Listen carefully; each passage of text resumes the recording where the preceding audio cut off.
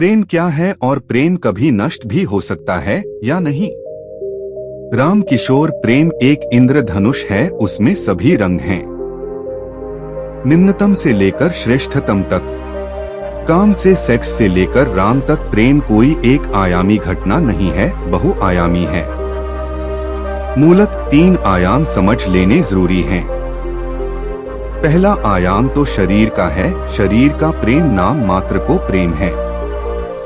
प्रेम की भ्रांति ज्यादा, प्रेम का अस्तित्व कम। 1% प्रेम, 99% रसायन शास्त्र, 1% तुम, 99% अचेतन प्रकृति। उसी तल पर पशु जीते हैं, उसी तल पर अधिकतम मनुष्य भी जीते हैं, और जिन्होंने प्रेम का पहला तल ही जाना वे स्वभावत प्रेम के दुश्मन हो जाएंगे। उस तरह के दुश्मनों ने ही धर्म को विकृत किया है। प्रेम की ऊंचाइयां जानी नहीं, प्रेम की क्षुद्रताओं को ही जाना, और तब प्रेम के विपरीत हो गए, और तब प्रेम से दुश्मनी कर ली, और तब प्रेम की तरफ पीठ करके भाग चले। धर्म के नाम पर इतना पलायनवाद घटा है, धर्म के नाम पर जीवन का विरोध, जीवन की निंदा, जीवन का तिरस्कार ऐसा घनीभूत मनुष्य के मन पर छा गया है कि लोग क्या कहते हैं, क्या करते हैं, क्या सोचते हैं, इस संबंध में कोई संगति भी नहीं रह गई है। कल ही मुझे एक पत्र मिला, पुराने ढंग के पुराने ढर्रे के सन्यासी ने लिखा है कि काम सेक्स तो पवित्र है, उसको खिलवाड़ की तरह लेना ठीक नहीं। और उसी पत्र के अंत में लिखा है कि काम सेक्स तो घृणित है, पाप है। एक ही आदमी एक ही पत्र में पहले हिस्से में लिखता है काम पवित्र है, और दूसरे हिस्से में लिखता है कि काम पाप है। इस आदमी को पता भी नहीं यह क्या कह रहा है।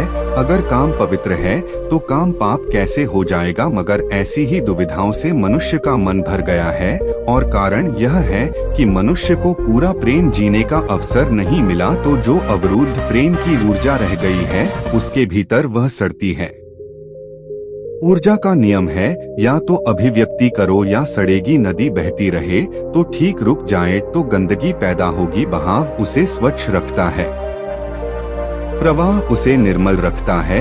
रुकी की गंदी तलैया बनी जिन्होंने प्रेम को शरीर के तल पर ही जाना, पशु के तल पर जाना। उन्होंने प्रेम में छिपी ईर्ष्या देखी, घृणा देखी, जलन वैमन से देखा, कलह देखी। उन्होंने प्रेम के नाम पर चल रहा स्त्री पुरुषों का शोषण देखा। स्वभावत घबरा गए, घबराहट में भाग खड़े हुए, यूं भाग कर भी कुछ पाया नहीं जा सकता। युद्ध के मैदान से भागे हुए को हम कहते हैं कायर, भीरू, भगौड़े, और जीवन के मैदान से भागे हुओं को हम कहते हैं साधु, महात्मा, संत। यह जीवन का युद्ध असली युद्ध है, बाकी युद्ध तो सब कुछ भी नहीं। जीवन के युद्ध में ही निर्णय होना है कि कौन विजेता है। इससे जो भागा वो परमात्मा से चुका। जिसने जीवन के प्रति पीठ कर ली, जो जीवन से विमुख हो गया, वो याद रखे कि परमात्मा से कभी सम्मुख न हो सकेगा। उसके विमुख होने का कारण क्या था? कारण यही था कि हमने प्रेम को शरीर के तल पर ही ठहरा दिया है।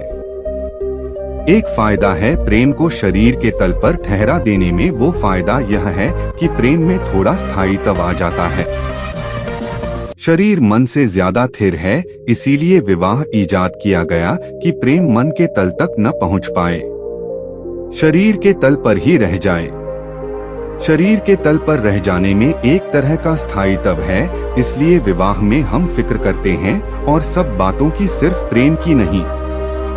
ज्योतिष से पूछते हैं, जन्म कुंडलियां मिलाते हैं, हस्त रेखाओं की जांच करते हैं, वर के माता पिता, प्रियजन, वृद्धजनों, वधू के माता पिता, प्रियजन, वृद्धजनों का सब तरह का गणित बिठाते हैं, हिसाब लगाते हैं, सब खाता भी जमाते हैं। धन कितना है, पद कैसा है, प्रतिष्ठा कैसी है, कुल कैसा है, भविष्य क्या है, एक बात भर बात कर दी जाती है। न तो पूछते हैं जिसका विवाह हो रहा है उससे, न तो पूछते हैं उससे जिसके साथ विवाह हो रहा है, उन दोनों को बात कर देते हैं। वो बात गौण है, वह व्यर्थ है, उसे बीच में लाना उचित नहीं। उसे बीच में लाने में खतरा है, क्योंकि मन बहुत जल्दी रूपांतरित होता है, क्षण क्षण में बदलता है। तो शरीर पर हमने प्रेम को ठहरा दिया, उसका नाम हमने विवाह रख दिया है, और विवाह को हम पवित्र कहते हैं।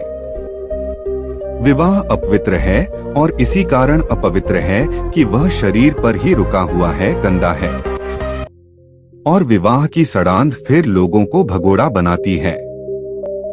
ये लोग जो घर द्वार छोड़कर भाग गए हैं, इन्हें कोई संसार से विरक्ति नहीं हो गई है। संसार को तो जाना कहाँ, पहचाना कहाँ। ऐसे ही और मजेदार वीडियो देखने के लिए वीडियो को लाइक और चैनल को सब्सक्राइब जरूर करें। धन्यवाद।